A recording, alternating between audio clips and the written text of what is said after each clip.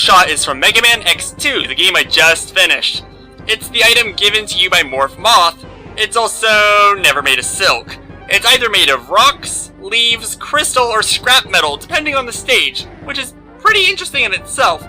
The charged version just pulls in more junk and bursts a bit differently, which isn't as interesting, and it wouldn't have made the list. Except, in a few stages there are these hidden rooms, with absolutely nothing in them. Bubble Crabs, in particular, is at the very beginning of the stage, right after the minnow sets out. If you charge up this weapon in here, it will pull tons of health and weapon energy for you. Very, very nice for filling up the energy tanks.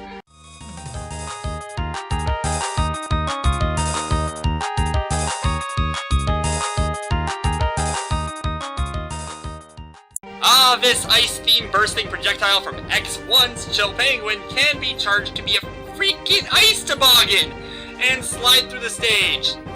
This should have marked a lot higher than 9, but I feel that it's more of a shame that there are very few places that you can actually use it. Even in Armored Armadillo stage, you might as well just use the trolley as it doesn't shatter when you collide with a wall. Well, I guess I can give it number 9 for effort and creativity. Just wish you could use it more.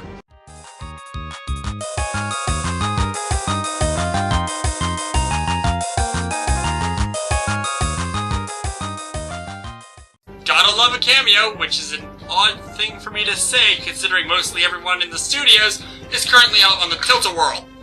In Megaman X6, this was the theory behind Metal Shark Player, who could create metal statues of the fallen Mavericks out of the junk that laid before him. His weapon, the Metal Anchor, is just a bouncing projectile, but charge it up and let the Iron Storm Eagles dive! Dive! Dive! Oh, a word of warning though. You are not immune to damage during Storm Eagle's reenactment of Brian Blessed and Flash Gordon, and any damage to X will cancel the attack and waste the energy. Pity, cause that's going to stop its climb on this list, and leave it at number 8.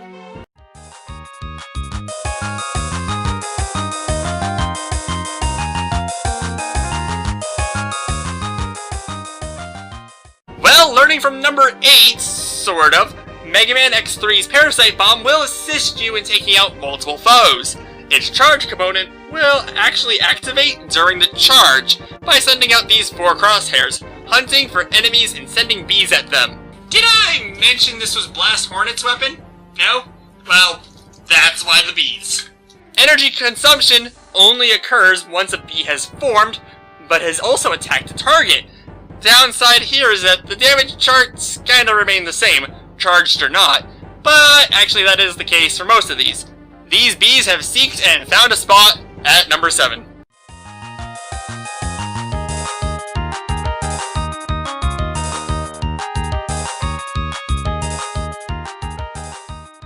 I need a crazy weapon for this list. Well, how about Megaman X5's Goo Shaver? This water-themed ground chaser is given by Duff McWhalen. And if that name doesn't sound quite right, that's because Megaman X5 renamed their 8 Mavericks to make them Guns N' Roses references, which is... no offense to the band, It is still one of the dumbest decisions Capcom has made with this franchise. Just short of leaving Mega Man on the moon! But those are for another list. The Goo Shaver's charged up version, well, is a simple question. Does anyone need any ice? Plain, simple, insanely crazy, Goo Shaver can at least clear a room if it's positioned well. This mix of water and ice weapon can get a simple fix at number 6.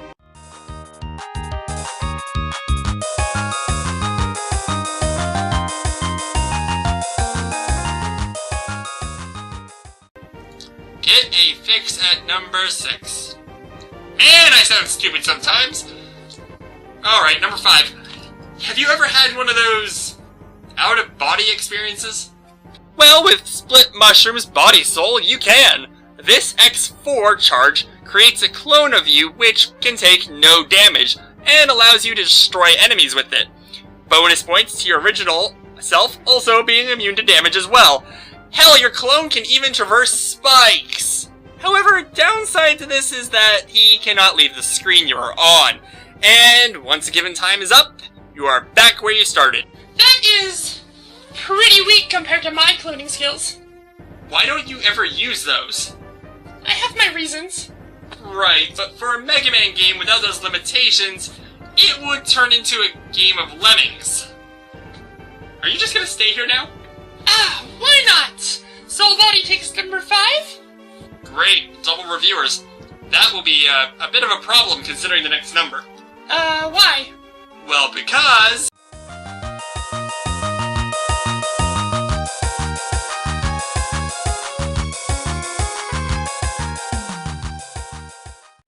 Oh. Yeah. Why did you put 2 Megaman X4 weapons back to back? It was just the way the list fell. And to be honest, this weapon has a slight remake in X5, though their element and non-charged versions are very different. For X4, Storm Owl's Double Cyclone will fire 2 orbs outward in a slight upward arc. In X5, Matter X Ground Fire will throw down a fireball that spits embers in random directions. Charge them both, and Megaman will blast a cyclone, or stream of fire, in both directions. Both weapons leave a similar amount of destruction. Also, the ground fire is not hampered by things like water, like other fire-based weapons are. So even though I only wrote down Double Cyclone, I think they can both share number 4 spot. Right, because there was no other weapon you could have placed here. Well, not exactly. But then again, that's why I have this section. I'm going to touch upon these really fast. Alright then, go! Storm Eagle, Storm Tornado is already a powerful attack. If anything, the charged up version kind of makes it less effective. Out of all of Mega Man X2's weapons that gets charged, I'm left wondering if I should have delayed this list till X3. But I will give credit to Bubble Splash for its shielding ability, and Crystal Hunter's Time Slow. On the other end of the spectrum, actually, is X5's Darkhold charge, which could never make this list, cause there is no charged up version of it. It just stops time, and does win a distinctive place as the only weapon without a charge. In fact, I think it's the only time stop weapon in the X series. X3's Spinning Blade from Crusher Crawfish, his Yo-Yo charge, oh dear god, that was a mouthful, almost made the list as well, and so did X4's Frost Shield's Avalanche. Also missing in this list is the shielding abilities from Crescent Shot in X5, and the original's Rolling Shield. Did you miss any? Well, yes, but I think that's a long enough list. So, final 3, any guesses?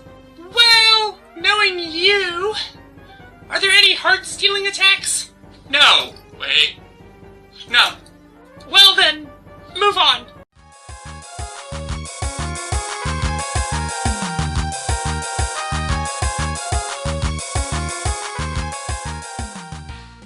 Gravity Beetle is kinda like Chill Penguin. He sounds ridiculously easy, and is normally where I start the game. His Gravity Well ability is pretty nifty without being charged, tearing enemies apart and pulling them in. But charge it up and it's called back to the Gravity Hold from Mega Man 5, only instead of just flashing the screen, it does have better graphics. Also, the energy consumption is apparently non-existent, which is pretty insane for a screen clearer, charged or not. Add in the semi-invulnerability during the attack, and this gravity bending move can take a number 3 spot.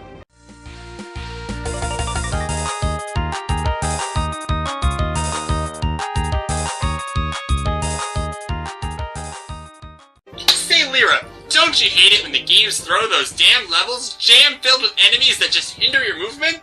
No, I hate the ones that are filled with instant death spikes. Well, I can't help you there. I was hoping you would say yes. Well, yes then, I love them. Hate them. Well, have no fear, cause Mega Man X1 Sting Chameleon brings you Chameleon Sting. Normally a 3-lasered attack. Charge this sucker up and become immune to any enemy damage, even contact damage. And although changing weapons is out of order while this beauty is active, we aren't leaving you offensive-less. You can still fire out uncharged Chameleon Stings. Well, that sounds helpful. Yup, and all this at the high placement of the second spot on this list. Only beaten by one competitor.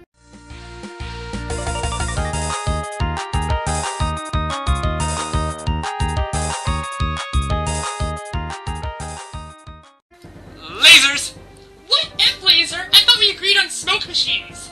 Oh, kids these days don't like smoke anymore. They like lasers! And Invader Zim references. Alright, what is it with this one? Okay, Mega Man X5 has taken a few spaces on this list. This laser-based attack is the weapon of choice for Izzy Glow. The F in F-Laser stands for Firefly. Yeah, X5 also decided to shorten the names to a letter in one word. Actually, so did the original Series 6 installment. However, for Firefly Laser, I like it. The uncharged version is simply a controllable missile that is similar to Snake's Side B special in Brawl, but charge it up and laser! Even better is the fact that you can move left and right and move the laser beam with you. This should be the envy of all laser-wielding characters. Not that I'm going to name anyone, Lux and Vel'Koz. Did you just name... No, I totally didn't just name 2 laser-ulting League of Legends champions. Right. So, in closing, don't forget, lasers! Well, I only have one question left for you, Vitreous. How do you remember all of those abilities? Oh, there's a whole Mega Man specific Wikipedia for these things. So, do you think there's a Wikipedia for your old abilities, or are you gonna have to try to remember? Well, there is a whole Zelda Wikipedia, but it kinda just skims over me due to the whole... Wait, what? Yeah, after searching with Oddball, I couldn't help but think that maybe you have changed a bit. The old Vitreous would have never allowed himself to go into harm's way just to help a friend. Well, awesome! Only one issue, the heart problem. I actually haven't worked with anything like that before. Well, yeah, that's actually what most cardiologists say. I have a plan, though. We clone you, and I can work on that while you play through, what game are you playing next? Oh, I don't give out what the next game for the next challenge run is anymore. Not after that Power Glove challenge run. What Power Glove challenge run? Exactly! See, if I'm going to, let's just throw a random game out there.